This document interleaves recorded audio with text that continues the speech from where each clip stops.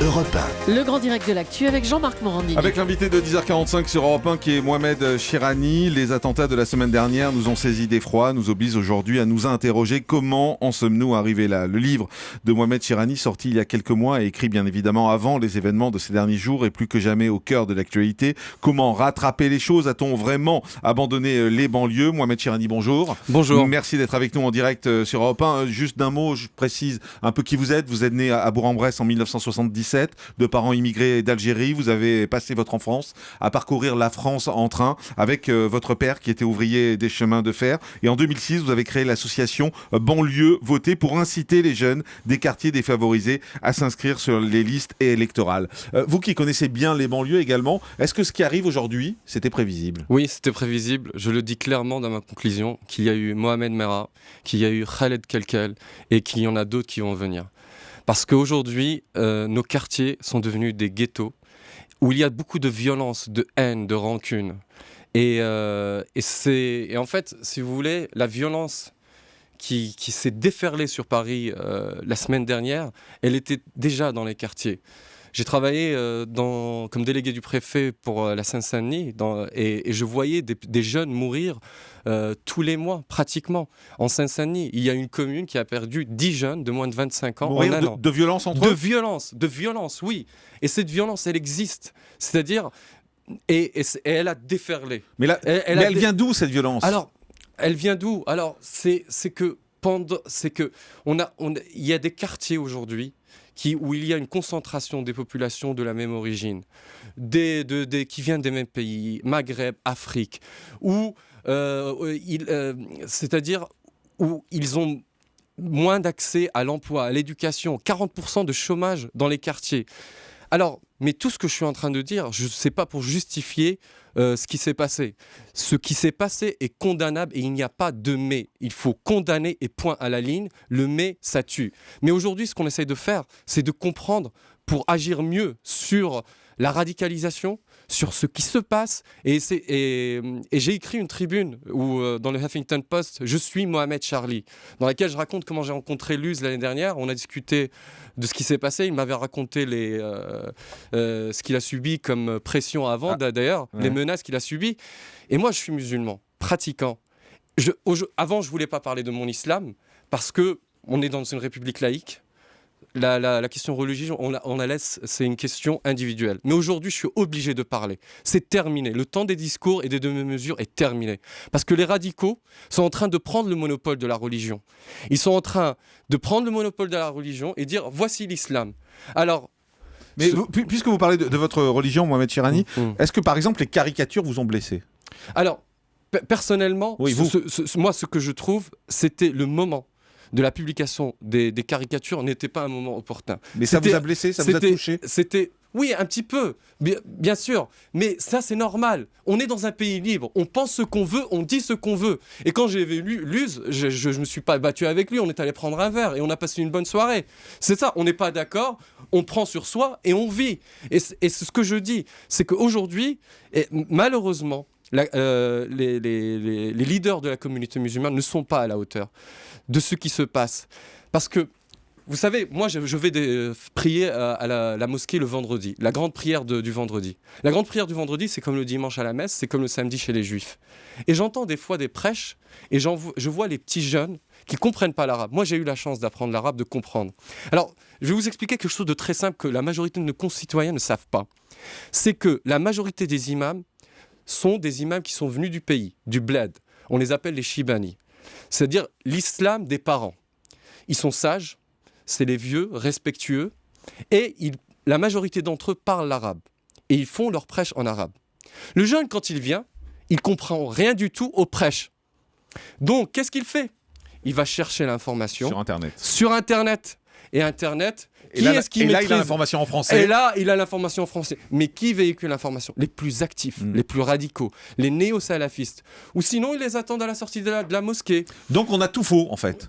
En résumé, depuis des années, on est à côté de la plaque. Je vais vous dire quelque chose. Des fois, je vous le jure, je suis à la mosquée et je vois des petits jeunes arriver. Je sais qu'ils étaient délinquants, qu'ils vendaient du shit et ils cherchent une sorte de spiritualité, de refuge dans la religion. Ils viennent et je vois ces barbus-là salafistes. Je ne dis pas que tous les barbus sont des salafistes conservateurs. Et c'est pour ça que je dis à nos concitoyens français, il faut éviter l'amalgame. S'il vous plaît, ne faites pas l'amalgame. Ce que je dis dans ma tribune, c'est que leur but, ces terroristes, c'est de nous diviser. Comme ça, ils auront eu raison. Il y a les musulmans et l'Occident. On est des ennemis. Mais en même temps, vous lancez un appel aux Français musulmans. Vous leur dites, il faut prendre vos responsabilités. Mais bien sûr qu'il faut prendre nos responsabilités. Bien sûr qu'aujourd'hui, de ce drame, de ce malheur, c'est le moment de faire un examen de conscience.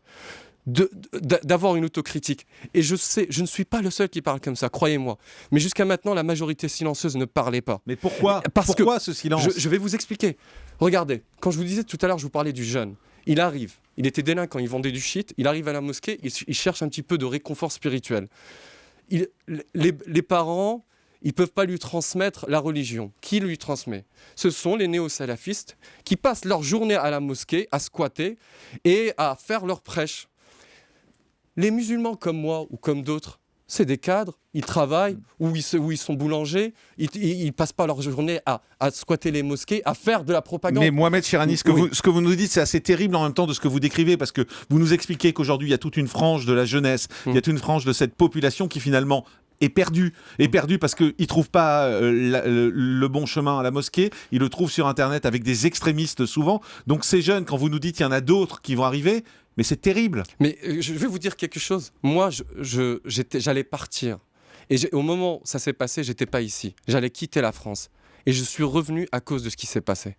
Parce que aujourd'hui, c'est un devoir. Vous savez pourquoi je fais ça ? Je fais ça parce que je suis français. Parce que, comme je l'ai dit dans ma tribune, oui, je m'appelle Mohamed Chirani, fils de Mohamed. Et quand j'ai vu ce gars, ce terroriste, délinquant, converti dans le djihadisme, avec sa démarche de racaille, dire « on a vengé le prophète », moi j'ai été blessé en tant que Français et en tant que musulman. Parce qu'ils ont noyé le prophète dans une mare de sang et de haine. Le prophète de l'amour, ils l'ont transformé en prophète de la haine. Et c'est pour ça qu'aujourd'hui, je dis aux musulmans, je leur dis, certes, il y a des problèmes. Certes, la France n'est pas le pays le plus parfait du monde. Mais quand même, nos parents, nos arrière-parents sont venus ici parce qu'il y a la liberté. Ils sont venus gagner leur vie. Il y a l'égalité des chances. On peut faire des choses. En 50 ans, qu'est-ce qu'on a parcouru ? Moi, mon père, quand il me raconte, ancien colonisé, il était un indigène. Et son fils, 50 ans après, a travaillé au ministère des Affaires étrangères, a fait Sciences Po, a été au ministère de l'Intérieur. C'est énorme. Au-delà du discours, on vous sent blessé quand vous parlez de tout ça. Mais bien sûr que je suis blessé. Je suis blessé parce que aussi ce qui m'atteint, c'est que en fait, c'est le regard de mes amis qui sont juifs, chrétiens. Expliquez-nous qu'est-ce qui se passe. Ils ne comprenaient pas, ils attendaient ma réaction, ils voulaient savoir. La tribune que j'ai écrite, j'ai pensé à mes amis juifs et chrétiens. C'est-à-dire, comment leur expliquer ce qui s'est passé.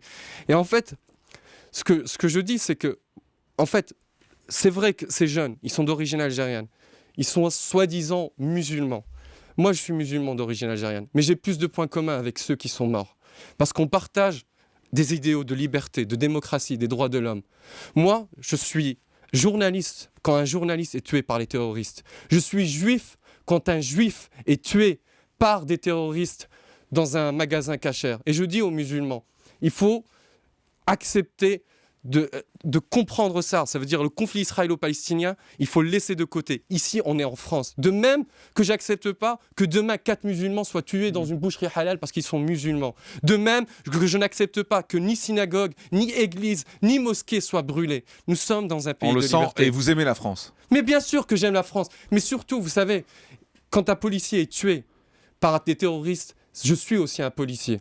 Et quand mon pays est touché par le terrorisme, je suis français. Et il faut, aujourd'hui, ce que je dis, je parle à tous mes concitoyens français et musulmans. Je sais, la peur est l'instinct le plus primaire. S'il vous plaît, ces terroristes, ils essayent de nous mettre les uns contre les autres, qu'on réfléchisse en musulmans et les autres. Aujourd'hui, je vais vous dire, il y a certes un clash. Ce clash, c'est entre ceux qui détestent l'autre parce qu'il est différent à cause de sa religion, les fondamentalistes islamistes, les antisémites. Mais est-ce que les musulmans ne doivent pas mettre de l'ordre chez eux? Mais bien sûr, les musulmans doivent balayer à côté de leur porte. Mais bien sûr. Et je dis même, et j'appelle même à l'État, faire comme Napoléon en 1805. Trouver un montage juridique pour intervenir afin de pousser à la modernisation. Mais juste, on fait quoi pour les jeunes là, pour ces jeunes qui sont à la dérive, qui sont dans les banlieues, et vous dites parmi eux, voilà, il y en a d'autres qui vont faire des bêtises, il y en a d'autres qui vont commettre des attentats. On fait quoi pour éviter ça? Alors, écoutez, moi j'ai travaillé dans un réseau européen qui s'appelle Déradicalisation. Et en fait, le but, c'est comment lutter contre les idées radicales. Alors aujourd'hui, je crois que le travail, il faut le faire à deux volets, de 2 points. C'est-à-dire, il y a la France. Il faut essayer de... C'est vrai qu'aujourd'hui, la difficulté, c'est la crise économique. Et c'est vrai qu'avec la crise économique, c'est difficile de créer de l'emploi, de donner de l'argent au quartier, etc. Mais par contre, sur le court terme, ce qu'on peut faire, c'est ce qu'on appelle le counter-narrative, le contre-discours. C'est comment contrer... Expliquer. Alors, expliquer, c'est verset contre verset, hadith contre hadith. Ces néo-salafistes se basent sur certains textes du Coran et hadith pour justifier leurs crimes et leur haine. Et leur expliquer que c'est une mauvaise interprétation. Exactement, parce que contre compris. les versets de la guerre, j'ai les versets de l'amour. Contre leur mésinterprétation, leur haine, il y a le contre-argumentaire. Et on peut le faire. Et il n'est pas trop tard. Je dis à mes concitoyens français, mais aujourd'hui, plus que jamais, on est condamné à vivre ensemble. Et j'irai au-delà, on est condamné à la fraternité. Le triptyque, liberté, égalité, fraternité. Nous n'avons pas le choix. Merci beaucoup, Mohamed Chirani. Merci pour votre discours. Votre livre s'appelle Réconciliation française, notre défi du vivre ensemble et c'est paru aux éditions François Bourin. Merci beaucoup.